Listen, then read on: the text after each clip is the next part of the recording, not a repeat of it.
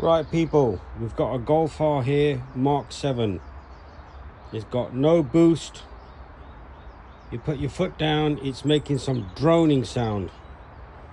I opened up the bottom tray and look what I found.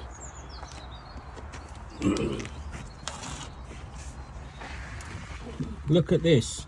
The intercooler boost pipe has come off. And it's all down to a faulty jubilee clip that was on there.